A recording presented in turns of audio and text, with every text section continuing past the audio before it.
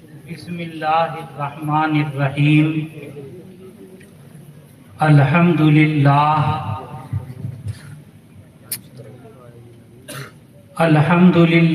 نحمده ونستعینه ونستغفره ونؤمن به ونتوکل علیہ ونعوذ باللہ من شرور انفسنا ومن سیئات اعمالنا من يهده الله فلا مضل له ومن يضلل فلا هادي له وأشهد أن لا إله إلا الله وحده لا شريك له وأشهد أن محمدا عبده ورسوله أما بعد أعوذ بالله من الشيطان الرجيم بسم اللہ الرحمن الرحیم الف لام میم ذالک الکتاب لا ریب فیہ ھدی للمتقین صدق اللہ العظیم سبحان ربک رب العزت عما یصفون وسلام علی المرسلین والحمد للہ رب العالمین رب اشرح لی صدری ویسر لی امری رب اشرح لی صدری ویسر لی امری واحلل عقدۃ من لسانی عزت مآب جناب صدر محترم اسٹیج پر تشریف فرما علاقے کے معزز علماء بزرگوں جوانوں پیارے بچوں، یہ آج کا اجلاس آپ کا اور ہمارا یہاں جمع ہونا اور بیٹھنا یہ قرآن پاک کی نسبت پر ہے۔ مدرسہ بھی قرآن کا ہے اور یہ جلسہ بھی قرآن کی نسبت پر منعقد ہوا ہے۔ اللہ تبارک و تعالیٰ سے دعا بھی کیجئے کہ پروردگار عالم اس مدرسے کو اور اس جلسے کو خوب خوب قبول فرمائے۔ اس پورے علاقے کے لیے اللہ تبارک و تعالی مدرسہ بحر العلوم اور اس جلسے کو ہدایت نجات کا اور خاص طور پر اپنی رحمتوں کا ذریعہ بنائے، آمین یا رب العالمین۔ میں معصوم پور میں کوئی پہلی مرتبہ آپ کے سامنے حاضر نہیں ہوا، اس سے پہلے بہت مرتبہ آپ حضرات کے سامنے حاضری ہوئی ہے اور میں نے اپنی بات، دین کی بات، پیغام، دین کی دعوت آپ تک پہنچائی ہے۔ لیکن آج کی اس مجلس میں چونکہ یہ مجلس قرآن پاک کی مجلس ہے تو میں مناسب یہ سمجھتا ہوں کہ جو باتیں آئیں وہ قرآن پاک کے تعلق سے آئیں۔ یہ قرآن پاک ہم سب کا عقیدہ ہے کہ اللہ کا کلام ہے، یہ اللہ کی کتاب ہے جو اللہ تبارک و تعالیٰ نے اپنے حبیب محمد عربی صلی اللہ علیہ وآلہ وسلم کے واسطے سے آپ تک، مجھ تک، ساری انسانیت تک پہنچائی ہے۔ اللہ تبارک و تعالیٰ اس کتاب کی محبت بھی ہمیں عطا فرمائے اور اس کتاب کے بارے میں اللہ تبارک و تعالیٰ عمل کی توفیق بھی ہمیں عطا فرمائے۔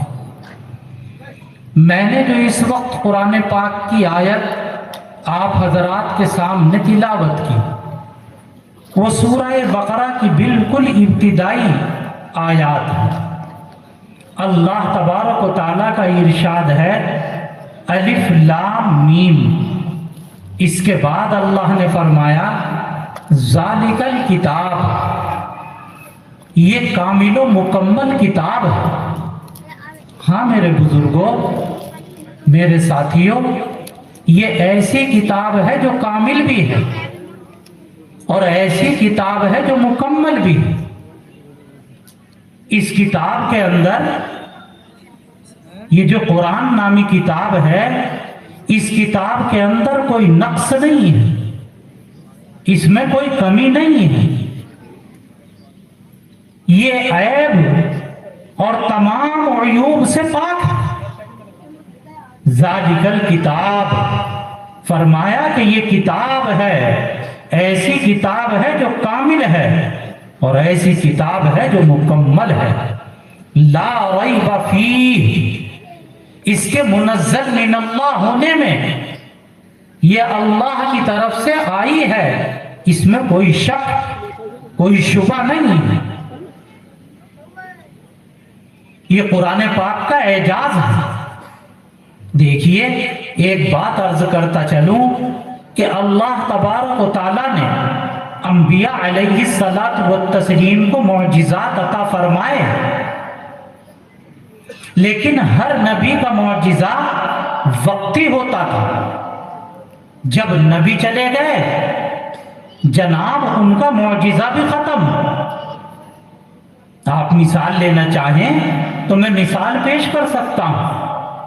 حضرت موسیٰ علیہ السلام کا معجزہ، لاٹھی زمین پر ڈالی سانپ بن گئے، اور ہاتھ میں اٹھائی تو لاٹھی بن گئی۔ لیکن آج آپ اتنے لوگ یہاں پر بیٹھے ہوئے ہیں، اگر بسم اللہ پڑھ کر زمین کے اوپر لاٹھی ڈالیں تو وہ سانپ نہیں بنے گی۔ وجہ یہ ہے کہ یہ معجزہ حضرت موسیٰ علیہ السلام کا تھا۔ حضرت موسیٰ علیہ السلام کے ساتھ وہ معجزہ چلا گیا۔ نبی کریم صلی اللہ علیہ وآلہ وسلم کو اللہ تبارک و تعالیٰ نے بے شمار معجزات عطا فرمائے ہیں۔ کتنے معجزات عطا فرمائے گنیں گے؟ ایک بہت بڑے امام گزرے ہیں، امام جلال الدین سیوطی نور اللہ مرقدہ، بڑے پائے کے عالم گزرے۔ انہوں نے ایک کتاب لکھی الخصائص الکبریٰ کے نام سے۔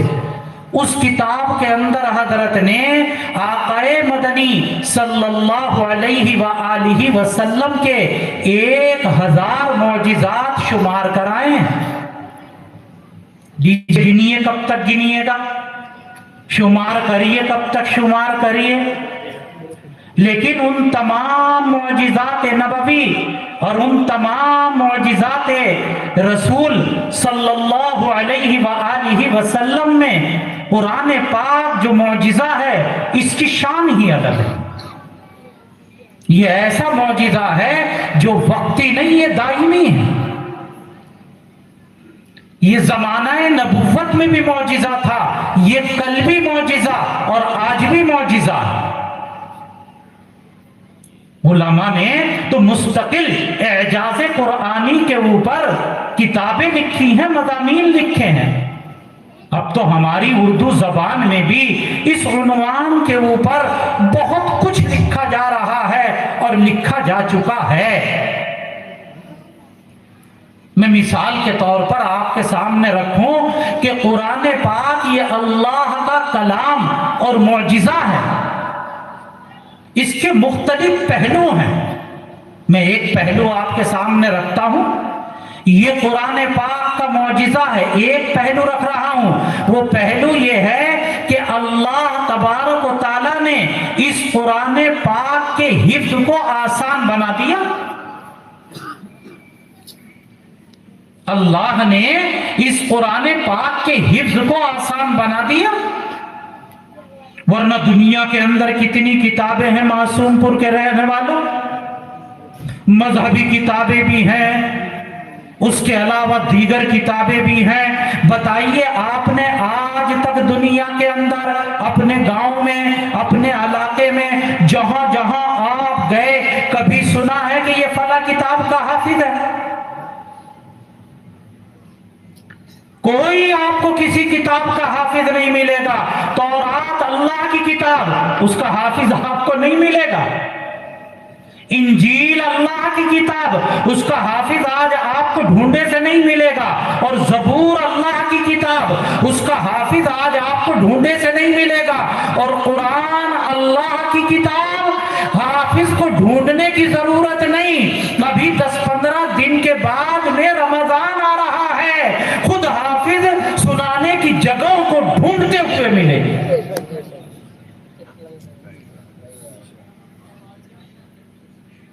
یہ قرآن کا معجزہ ہے کہ اللہ نے اس کو آسان بنا دیا۔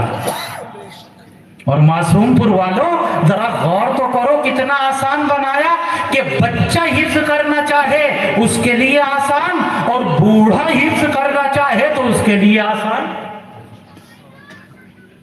ابھی میں کمرے میں بیٹھا ہوا تھا، استاد محترم دارالعلوم دیوبند کے معطر استاد حضرت مولانا خضر صاحب کشمیری، اللہ ان کی عمر اور علم میں برکت عطا فرمائے، ہمارے لیے، ہمارے ادارے کے لیے بے حد مشفق اور بہت ہی شفقت فرمانے والے، کہہ رہے تھے کہ ان کے جو پیر صاحب ہیں حضرت پیر ذوالفقار احمد نقشبندی نور اللہ مرقدہ، کہ انہوں نے قرآن پاک بڑھاپے میں حفظ کیا۔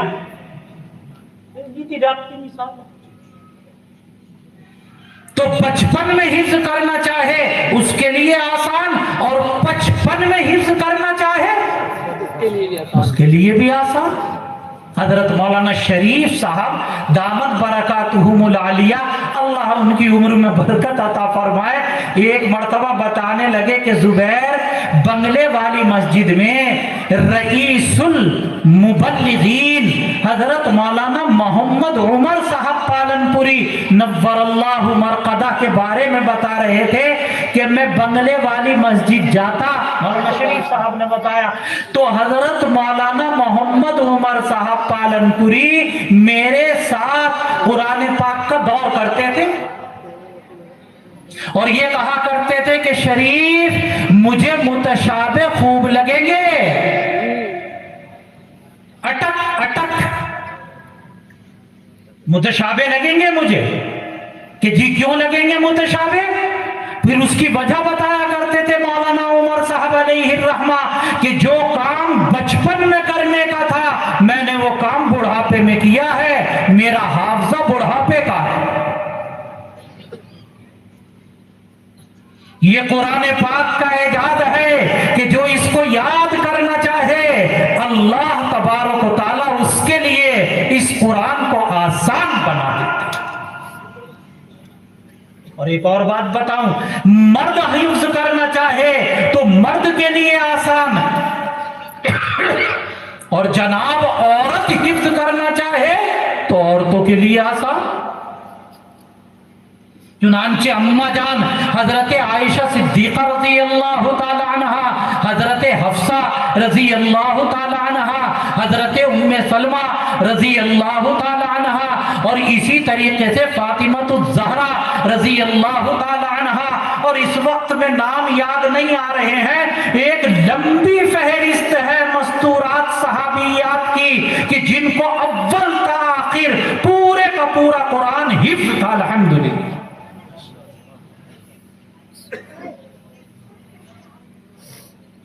پورا قرآن حفظ تھا، پورا قرآن۔ اور آج بھی اس گئے گزرے دور میں ایسے علاقے میں نے دیکھے ہیں کہ جس میں مرد تو حافظ ہیں، عورتیں بھی حافظ ہیں، الحمدللہ۔ اور وہ کیسے یاد رکھتی ہیں؟ وہ جھاڑو لگا رہی ہیں تو تلاوت کر رہی ہیں، برتن مانج رہی ہیں تو تلاوت کر رہی ہیں، گھر کے کام بھی ہیں اور قرآن کی تلاوت بھی جاری ہے۔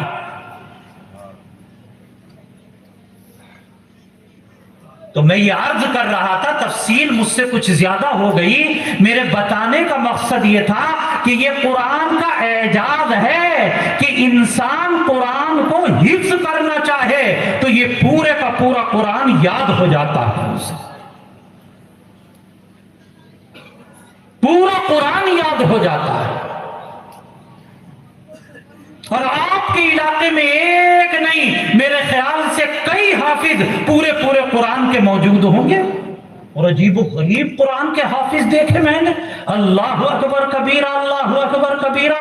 ہمارے یہاں ایک حافظ تھے، حافظ شفیق احمد صاحب نجیب آبادی، اللہ ان کی قبر کو نور سے منور فرمائے، بڑے عجیب و غریب آدمی، سردی ہو یا گرمی میں نے ہمیشہ کرتا اور تہمت دیکھا، پہنا ہوگا پاجامہ میں نے نہیں دیکھا، اور ہمیشہ ایک لٹ ہاتھ میں رہتا تھا، اور حافظ تھے، اللہ اکبر کبیرہ۔ ایسا لگتا تھا کہ قرآن کا حافظ نہیں کمپیوٹر ہے۔ آپ تو ایسے پڑھتے ہیں نا، الحمدللہ رب العالمین الرحمن الرحیم مالک یوم الدین، اور وہ الٹی آیتیں بھی پڑھ دیا کرتے تھے، یعنی غیر المغضوب علیہم ولا الضالین، اس کے بعد صراط الذین انعمت علیہم۔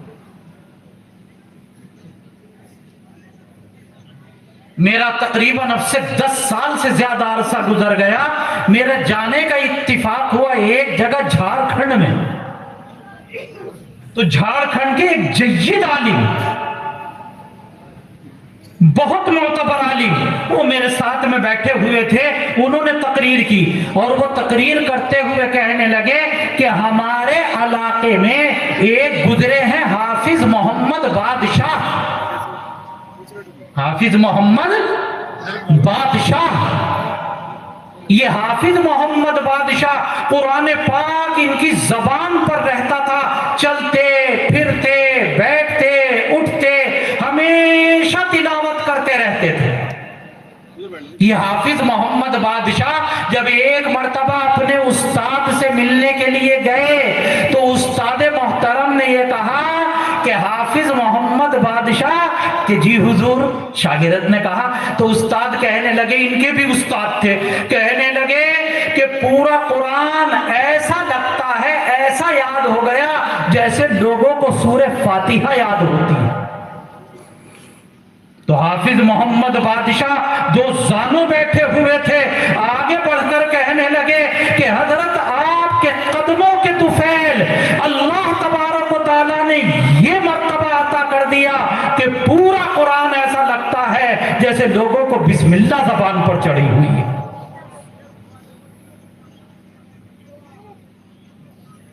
یہ قرآن کا اعجاز ہے، میں یہ بتانا چاہتا ہوں، میں اس پہلو پر بول رہا ہوں آپ کے سامنے کہ قرآن کے حفظ کو اللہ تبارک و تعالیٰ نے آسان بنا دیا۔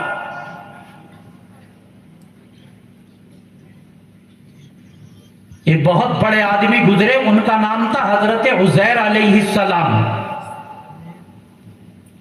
وقالت اليہود عزیر ابن اللہ، قرآن پاک میں آیا کہ یہودیوں کا کہنا یہ تھا کہ عزیر اللہ کا بیٹا ہے۔ ہاں، ارے بھائی، عزیر کو اللہ کا بیٹا یہودیوں نے کیوں کہہ دیا؟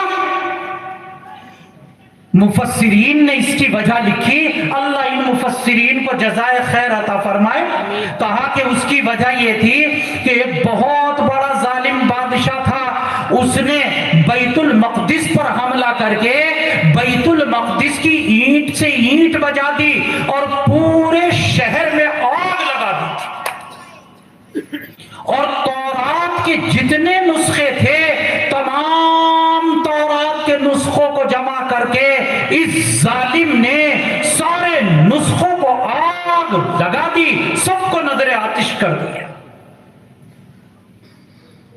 100 سال کا عرصہ، کتنا؟ یا اس سے بھی زیادہ تک، میاتا سنا، اتنے دن تو وہ ایک کیفیت میں رہے ہیں۔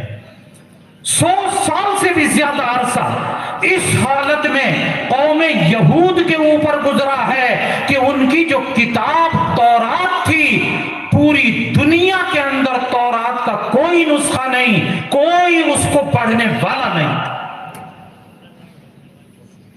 100 साल के बाद का लफ्ज इस्तेमाल किया मैंने, नोट करिए, कभी कोई साथी पकड़े बाद में मुझे। 100 साल के बाद हजरत उज़ैर अलैहिस्सलाम ने पूरी तौरात को अपने हिफ्ज़ से, हाफ़ज़े से पूरे का पूरा लिख दिया। तो कौम बनु इसराइल और कौम यहूद ये कहने लगी कि ये उज़ैर, इन्होंने अल्लाह की किताब को हिफ्ज़ कर लिया, ये पूरी तौरात के हाफिज हैं, लिहाजा ये इंसान नहीं हो सकते, ये अल्लाह के बेटे। लो, अगर अल्लाह की किताब का हाफिज तो उन्होंने उनको अल्लाह का बेटा बना दिया। इतनी अचंभे की चीज थी उनके नजदीक अल्लाह की किताब को याद करना और उसको हिफ्ज कर लेना कि अल्लाह का बेटा, कि ये कोई इंसान ये काम नहीं कर सकता।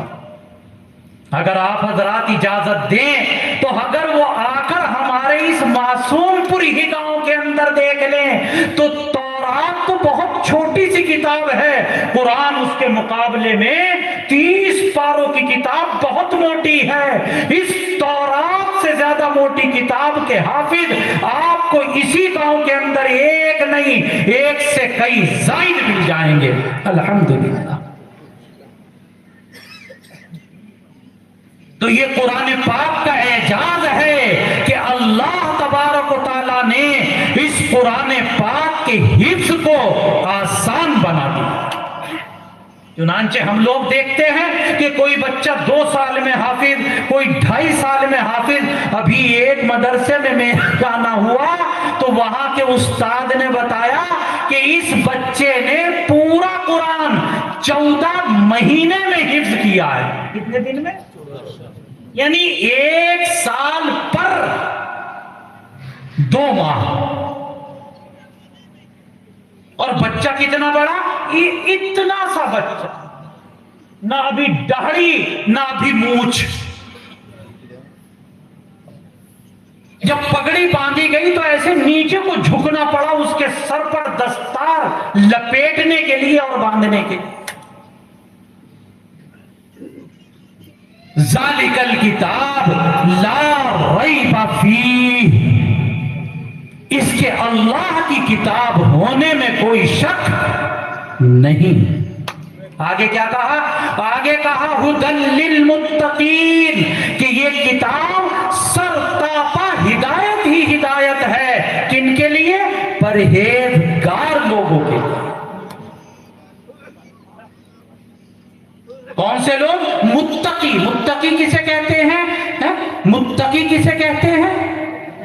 जो गुनाहों से बचे हैं मुत्तकी। एक बहुत बड़े अच्छे आदमी थे, उन्होंने मुत्तकी की तारीफ की कि मुत्तकी उसे कहते हैं कि जो गुनाहों से बचने वाला हो।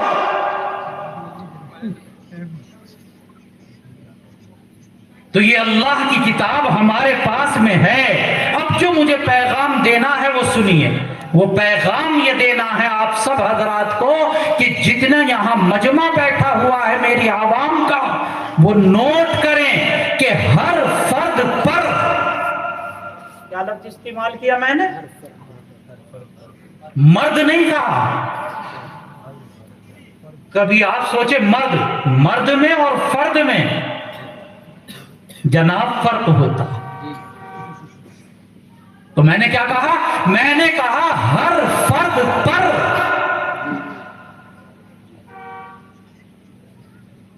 अरे भाई मासूमपुर वालों, समझ में आई बात?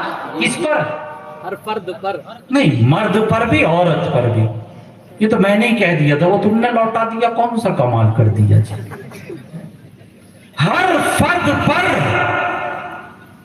कुरान पाक के, नोट करें, 5 हुकूक हैं। कितने हुकूक हैं? 5 हुकूक हैं। जैसे हम सुनते हैं ना कि माँ का हक, बाप का हक। ये तो तकरीर खूब सुनी आपने आज तक कि अम्मा का हक। हाय हाय। ابا کا حق، اللہ اکبر، پڑوس کا حق۔ میں یہ کہہ رہا ہوں کہ قرآن کا حق، کتنے حقوق؟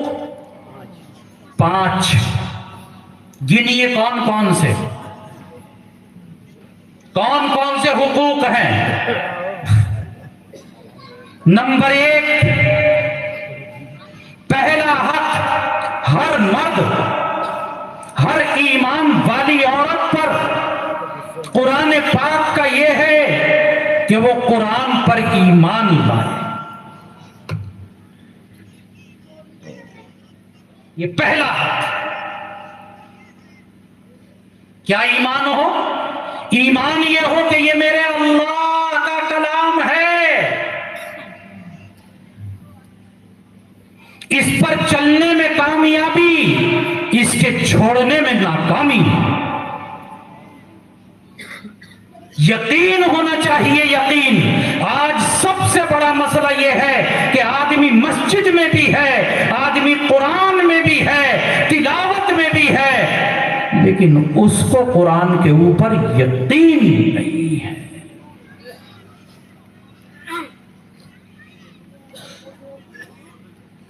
اس کو قرآن پاک کے اوپر یقین نہیں ہے۔ مسائل قرآن میں، قرآن کی باتوں میں اسے شک۔ اور اللہ حفاظت فرمائے، برا مت مانیے گا، بعض تو اتنے جری ہوتے ہیں جو کہتے ہیں کہ بھائی اب دنیا میں اس مسئلے کے اوپر عمل نہیں کیا جا سکتا۔ تو پہلا حق قرآن پاک کا یہ ہے کہ قرآن پاک کے اوپر ایمان لائیں۔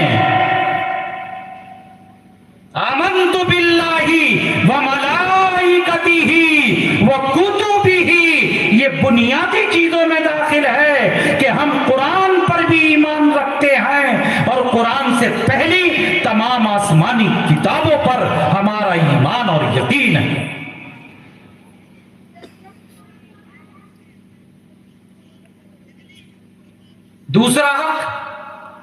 دوسرا حق یہ ہے قرآن پاک کا کہ قرآن پاک کی تلاوت کریں۔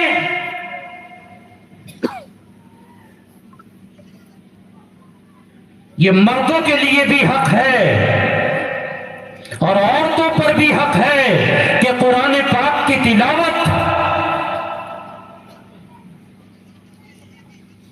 صرف ملا ہی کا حق نہیں ہے، امام ہی کا حق نہیں ہے،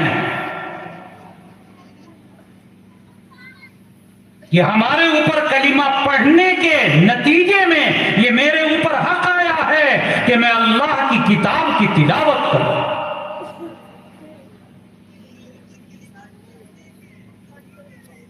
اور پابندی سے کروں، صرف اتنا نہیں کہ رمضان کے جمعے میں تلاوت کر لی، نہ،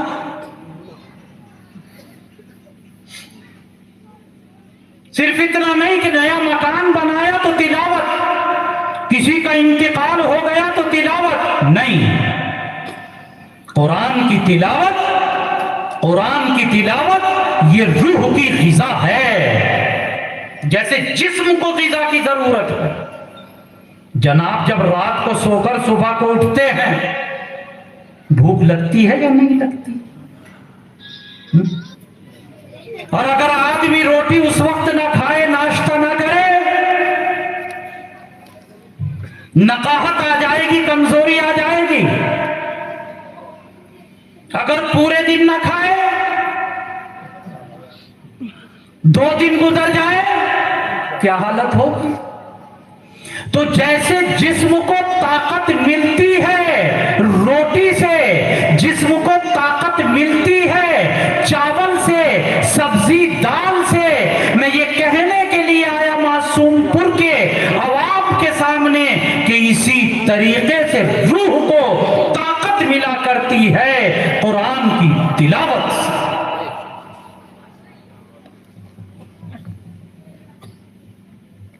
قرآن پاک کی تلاوت سے اگر ہم یہ چاہتے کہ ہمارا ایمان مضبوط ہو تو وہ تلاوت کے ذریعے مضبوط ہوگا، تلاوت کے ذریعے مضبوط۔ تو یہ نمبر 2 پر قرآن پاک کا حق۔ جتنے ساتھی یہاں بیٹھے ہوئے ہیں تحیہ کر کے اٹھے یہاں سے کہ انشاءاللہ ہم قرآن پاک کی تلاوت کو روزانہ کا معمول بنائیں گے انشاءاللہ۔ اب میں ایک بات اور عرض کر دیتا ہوں، اکثر و بیشتر پچھلے دنوں سے میں یہ بات ہر جگہ کہہ رہا ہوں کہ ہمارے یہاں ایک طبقہ وہ ہوتا ہے جو قرآن پڑھا ہے، اور ایک طبقہ وہ ہوتا ہے کہ جو قرآن پڑھا ہوا نہیں۔ اس کے لیے سب سے بڑا مسئلہ یہ آتا ہے کہ جب ہم یہ کہتے ہیں کہ قرآن کی تلاوت، وہ سوچتا ہے میں تو قرآن پڑھا ہوا ہی نہیں ہوں، میں کیسے قرآن کی تلاوت کروں؟ تو اب تک جو میں بولا وہ اس طبقے کے لیے تھا کہ جو قرآن پڑھا ہے، اور اب جو میں بول رہا ہوں وہ اس طبقے کے لیے ہے، نوٹ رکھیے کہ جو قرآن پڑھا ہوا نہیں۔ اس کے لیے اچھا یہ ہے کم از کم اتنا کرے کہ اپنے 24 گھنٹے میں سے صرف 10 منٹ نکال۔ کتنی دیر؟ کوئی زیادہ نہیں ہے، 23 گھنٹے 50 منٹ دکان، مکان، بھینس، بیل، کھیتی سب کچھ کریے، صرف کتنی دیر؟ 10۔ فجر کی نماز کے بعد۔ لیکن یہ یاد رکھیے میں اس طبقے کے لیے بول رہا ہوں جو قرآن پڑھا ہوا نہیں ہے۔ 10 منٹ نکالے اور قرآن پاک کا نسخہ جو گھر میں اس کے رکھا ہوا ہے اس کو اٹھائے، باوضو ہونا چاہیے فجر کی نماز کے بعد بس، اور صبح کسی صاف تکیے پر، رحل پر، کسی اونچی جگہ پر اس قرآن پاک کو رکھنے سے پہلے ذرا ادھر میری طرف دیکھیے، ایسے اپنے دونوں ہونٹوں سے اس کا بوسہ لے، اور پھر اس قرآن پاک کے نسخے کو اپنی آنکھوں سے سر سے لگائے، اور یہ یقین اپنے دل کے اندر بٹھائے، یہ یقین کہ یہ میرے اللہ کا کلام ہے، یہ یقین بٹھائے، ہاں اس کا تصور جمائے کہ یہ میرے اللہ کا کلام ہے، اور پھر محبتوں کے ساتھ اور اس یقین کے ساتھ کہ یہ اللہ کا کلام ہے،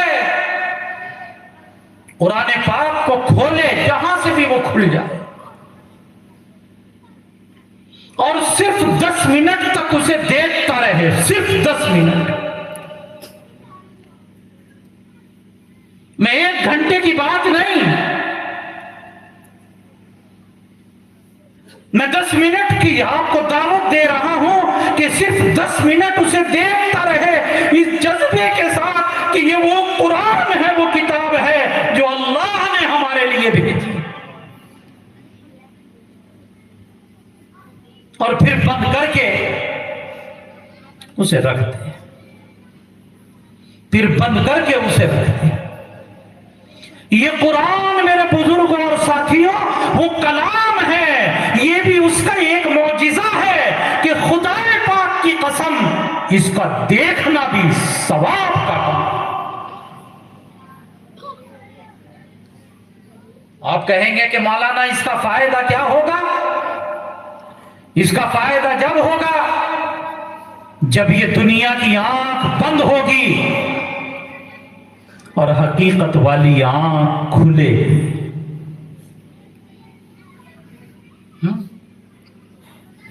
دنیا کی آنکھ بند ہوگی اور حقیقت والی آنکھ کھلے گی، اور خدا کا دربار ہوگا، رب العالمین شہنشاہوں کا شہنشاہ اپنے دربار میں جب اس بندے کو بلائے گا تو یہ کم از کم اتنا تو کہہ سکے گا کہ یا ربی جتنا میرے بس میں تھا میں اتنا کر کے آیا. جیسے وہ مشہور ہے نا، واللہ عالم صحیح ہے یا غلط، اس کا بوجھ تو بیان کرنے والے پر مشہور ہے. کیا مشہور ہے؟ کہ جب حضرت یوسف علیہ الصلوۃ والتسلیم کی بولی لگی ہے تو ایک بڑھیا بھی اپنا سوت لے کر بھاگی جا رہی تھی. کسی صاحب دل نے اس سے کہا کہ بوڑھی اماں بڑی تیزی میں ہو، کہاں جا رہی ہو؟ کہنے لگی کہ یوسف کی بولی لگ رہی ہے، میں بھی اپنا سوت لے کر جا رہی ہوں، میں بھی بولی لگاؤں گی. کہنے والے نے کہا کہ بوڑھی اماں وہاں تو نواب موجود ہیں، وہاں تو بڑے بڑے عمرا موجود ہیں، تجار موجود ہیں، صاحب سرمایہ موجود ہیں، تیرے سود کی کیا قدر و قیمت؟ بوڑھی اماں کہنے لگی کہ پگلے جتنا تو جانتا ہے یہ تو میں بھی جانتی ہوں کہ میرے سود کی کوئی قیمت نہیں ہے، لیکن جب کل قیامت کا دن ہوگا اور رب کی طرف سے یہ اعلان ہوگا کہ وہ اٹھے کہ جو میرے یوسف کے خریدار تھے تو میرا نام بھی یوسف کے خریداروں میں آ جائے.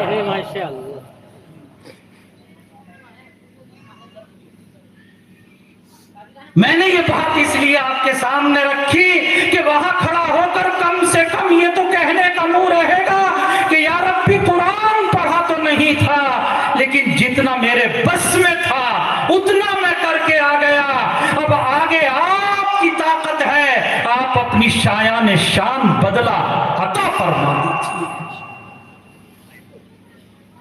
اور معصوم پور کے رہنے والوں، ہم نے دنیا کے اندر غور کر کے دیکھا ہے کہ جب کوئی آدمی انعام دیتا ہے تو اپنی شان کے مطابق دیتا ہے.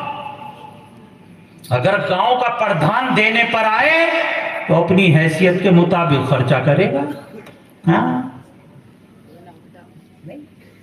اور اگر وہی انعام پرائم منسٹر دینے پر آ جائے انڈیا کا تو پھر اپنی شان کے مطابق وہ انعام ہوگا. اور کہنے دو، اگر اجازت دو تو کہتا چلے یہ فقیر کہ اگر کویت کا شہنشاہ انعام دینے پر آئے تو پھر اس انعام کی شکل اور حیثیت کچھ اور ہو. اور یہاں مسئلہ دنیا کے شہنشاہوں کا نہیں، یہاں تو خالق کائنات کا مسئلہ ہے. جب وہ بدلہ دینے پر آئیں گے تو ایسا بدلہ دیں گے کہ ما لا عین رأت ولا اذن سمعت، کہ نہ کسی آنکھ نے دیکھا، نہ کسی کان نے سنا، اور نہ کسی انسان کا وہم و تصور اس کے بارے میں گزرا.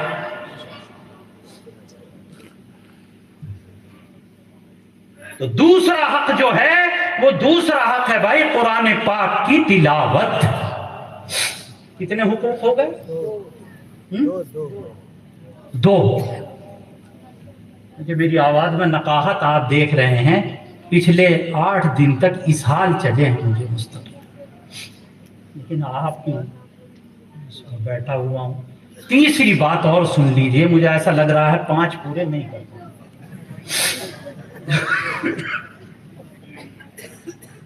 تیسرا حق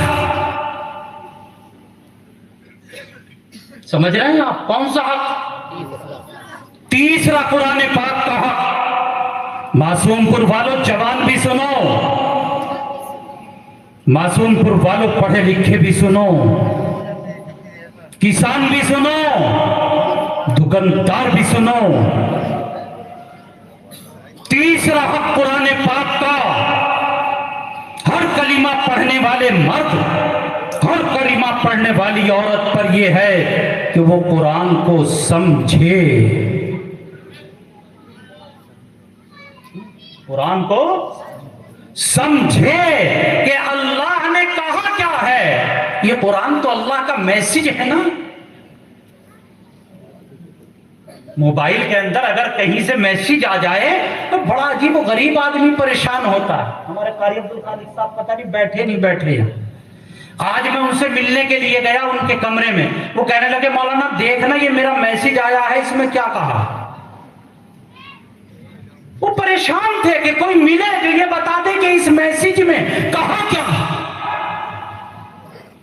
وہ معصوم پور کے رہنے والوں، میں یہ کہہ رہا ہوں کہ یہاں وہ بھی ہیں جن کی عمر 40 کی ہے، یہاں وہ بھی ہیں جن کی عمر اس سے کم ہے، یہاں وہ بھی ہیں جن کی عمر اس سے زیادہ ہے۔ کوئی اللہ کا بندہ اپنے دل پر ہاتھ رکھ کے مجھے بتائے تو صحیح، کیا کبھی رات کو میں اس لیے بستر سے اٹھ کر کھڑا ہو گیا کہ قرآن میں اللہ نے کیا کہا ہے وہ میری سمجھ میں نہیں آیا، میں اسے سمجھوں؟ کیا کبھی زندگی میں ایک رات مجھے بتائیے کہ ایک رات، صرف ایک رات ایسی گزری ہے کہ میں نے بستر پر کروٹیں لے لے کر نیند نہ آئی ہو صرف اس فکر میں کہ قرآن میں کہا کیا گیا ہے مجھے یہ معلوم نہیں،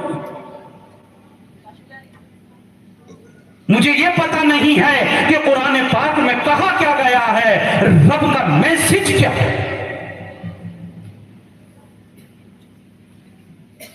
اور اگر یہ تقریر ہم اپنے ساتھیوں کے سامنے کرتے ہیں تو وہ کہتے ہیں کہ قرآن کی زبان عربی ہے۔ نہیں، یہ کوئی عذر چلنے والا نہیں۔ آدمی اپنے کاروبار کے لیے انگلش سیکھتا ہے، اپنے کام کے لیے ہندی سیکھتا ہے، جب دکان چلانے کے لیے، روزی کمانے کے لیے آدمی انگلش سیکھ سکتا ہے، ہندی سیکھ سکتا ہے، تو میں یہ کہنے کے لیے آیا کہ اللہ کا کلام سمجھنے کے لیے عربی نہیں سیکھ سکتے؟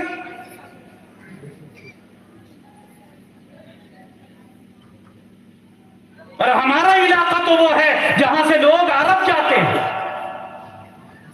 خلیج کے ملکوں میں، عرب کے ملکوں میں یہاں سے جاتے ہیں، وہاں کی زبان عربی ہے، اور مولانا 3 مہینے میں 2 مہینے میں وہ یہاں سے عربی سیکھ کر نہیں جاتا، لیکن اتنی عربی اسے آ جاتی ہے کہ اپنے کام کی بات سمجھ سکے اور اپنے کام کی بات دوسروں کو سمجھا سکے۔ 2 مہینے میں اتنی عربی آ گئی۔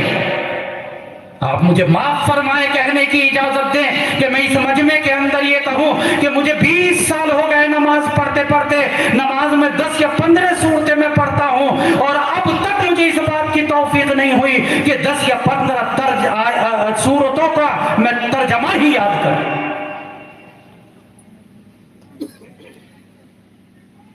وہ 2 مہینے میں عربی سیکھ لیتا ہے، مجھے 25 برس ہو گئے۔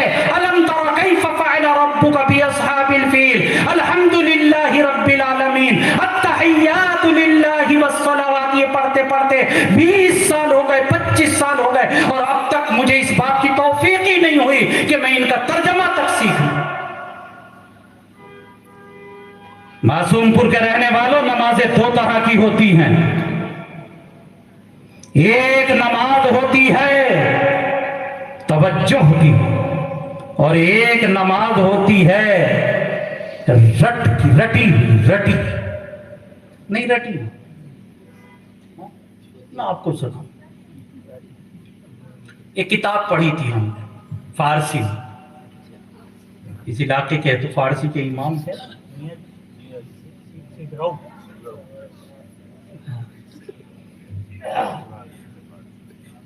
اللہ غریق رحمت کرے، بڑے مزے کے آدمی تھے۔ فارسی میں ایک بات پڑھی تھی، وہ سنیے۔ رٹنے کی بھی نماز ہوتی ہے کہ رٹے کی نماز، جیسے وہ دبا دیا نا بٹن دبا دیا، اب شروع ہو گیا کیا، سبحانک اللہم، پھر اس کے بعد الحمدللہ، وہ چلا کٹا پٹ پتہ کچھ نہیں۔ یہ ہے رٹے کی نماز۔ اس نماز کی حقیقت کیا، وہ فارسی کی جو کہانی ہے وہ سناؤں گا آپ کو۔ ایک آدمی طوطا بیچتا تھا، اس نے طوطے کو فارسی کا ایک لفظ سکھایا تھا، وہ لفظ تھا دریچے شک، بس یہ سکھایا، بس۔ وہ مارکیٹ میں لے گیا اپنے طوطے کو بیچنے کے لیے، ایک آدمی گراہک آیا، کہنے لگا کہ طوطے کی قیمت کتنی؟ اس نے بہت بڑی قیمت بتائی طوطے والے نے، تو خریدار نے کہا طوطے کی قیمت اتنی؟ تو طوطے کو تو یاد تھا، اس نے کہا دریچے شک۔ अरे वो जो मालदार था वो तो उछल पड़ा के तोता भी जवाब देता है कि इसमें क्या शक, वाकई इस तोते की कीमत इतनी। उसने खट से पुटलिया निकाली, जैसे अब कहीं पैसे देने होते हैं ना, कार्ड निकालते हैं, उस जमाने में पैसे देने के लिए क्या निकाला करते थे? पुटलिया, पुटलिया एकदम लेके चल दिया। कहने लगा कि ऐसा तोता जो बात करता है। अब घर में ले आया। अब दुकानदार तो वो था नहीं, तोता वाला बेच के गया और ये तोते को लेके आ गया। अब ये जो भी कुछ कहे, ये कहे कि खैरियत से हो, वो कहे दरीच शक। ये कहे कि मैंने तुम्हें इतने में खरीदा, वो कहे दरीच शक। जब ये ज्यादा परेशान हो गया तो एक दिन इसने कहा क्या मैंने तुझे खरीद कर पागलपन किया है? तो तोते ने कहा दरीच शक। तो जैसे उसे तोते को ये दरीच शक रटा था, ऐसे ही मुझे भी रटा है। बस शुरू हो गया अल्हम्दुलिल्लाह रब्बिल आलमीन। खुद मस्जिद में है, जहन खुदा जाने का। ये रट्टे की नमाज है, रट की नमाज, जो रटी हुई पढ़ रहा है। एक और नमाज होती है तवज्जो वाली। अल्लाह मुझे और आपको तौफीक अता फरमाए। वो कैसे हासिल होगी? मशाइख ने जो तरीका लिखा है वो तरीका बताऊं। कहा कि उसका तरीका ये है कि नमाज में जो सूरतें आदमी पढ़ता है, आमतौर से 10-15 सूरतें ही पढ़ते हैं लोग, आमतौर से कह रहा हूं। अभी कोई हाफिज साहब हो, वो कहें कि मैं तो पूरा कुरान पढ़ता हूं। आमतौर से 10-15 सूरतें आदमी पढ़ता है। कुछ उसकी दुआएं हैं, तहियात है, अल्लाहुम्मा सल्ली है, वगैरह वगैरह। इनका तर्जमा याद कर ले और जब नमाज पढ़े तो तवज्जो तर्जमे की तरफ। हाय तवज्जो किधर हो भाई? यानी जब वो पढ़ रहा हो अल्हम्दुलिल्लाह रब्बिल आलमीन तो समझ रहा हो कि मैं क्या कह रहा हूं। जब वो कह रहा हो अल्लाहुम्मा सल्ली अला मुहम्मद तो वो समझ रहा हो कि मैं क्या पढ़ रहा हूं। इंशाअल्लाह जब इस तरीके पर मेहनत करेगा तो ये नमाज होगी तवज्जो वाली। ऐसे तवज्जो वाली नमाज हासिल हो जाएगी। तो कम अज कम इतना जरूरी है कि जितने साथी यहां पर बैठे हुए हैं वो सब के सब तहिया करें कि हम इतना कुरान जरूर सीखेंगे कि जितना हम नमाज के अंदर पढ़ते हैं इंशाअल्लाह। अव्वल तो आपके यहाँ उलमा मौजूद हैं, आप उलमा को पाबंद बनाइए कि रोजाना कुरान पाक का दर्स हो और आप उसमें बैठे, तो होता होगा उसमें बैठे हो, उससे पता चलेगा कि कुरान पाक में अल्लाह तबारक व तआला ने हमसे कहा क्या है और ये पता चलेगा कि हमको मना किस चीज से किया है। तो ये तीसरा हक है कुरान पाक का। बहुत जल्दी चौथा भी सुनिएगा। चौथा हक कुरान पाक का हर आदमी पर यह है कि कुरान को समझने के बाद उस पर अमल करे। जो कुरान का हलाल है उसको अपनाए, जो कुरान का हराम है उससे बच जाए। तीसरा है, तीसरा वो चौथा। और एक बात बताऊं मासूमपुर वालों, कल कयामत के दिन जो अल्लाह तबारक व तआला के यहां पूछा जाएगा वो अमल के बारे में पूछा जाएगा। ये पूछा जाएगा कि अमल क्या करके आया है। ये पूछा जाएगा कि अमल क्या करके आया है। ये दुनिया तो खेती की जगह है, पाने की जगह वो है। ये आराम की जगह नहीं है, ये तो मेहनत की जगह है। जैसे हमारे किसान भाई है ना, एक जमाना वो होता है कि जब वो ईख लगाता है, पता नहीं यहाँ ईख होती है जाने नहीं होती है। अच्छा चलो गेहूं लगाता है, मुंजी लगाता है, एक जमाना लगाने का होता है, मेहनत का होता है। पानी लगा रहा है, बीज लगा रहा है, सुबह को जाता है, शाम को जाता है, रात को जाता है, कभी हल चलाता है, कभी फावड़ा कंधे पे रख के पहुंच जाता, نہ گرمی دیکھتا ہے نہ سردی دیکھتا ہے. پیسہ خرچ ہو رہا ہے، لگ رہا ہے، یہ زمانہ لگانے کا ہے، لیکن اسے پوری امید ہوتی ہے کسان کو کہ ان قریب وہ وقت بھی آئے گا کہ جب اسی کھیت سے مجھ کو ملے گا انشاءاللہ. تو یہ دنیا کھیتی کا وقت ہے. جو بو گے آج وہ کاٹو گے کل. جو بو گے آج وہ کاٹو گے کل.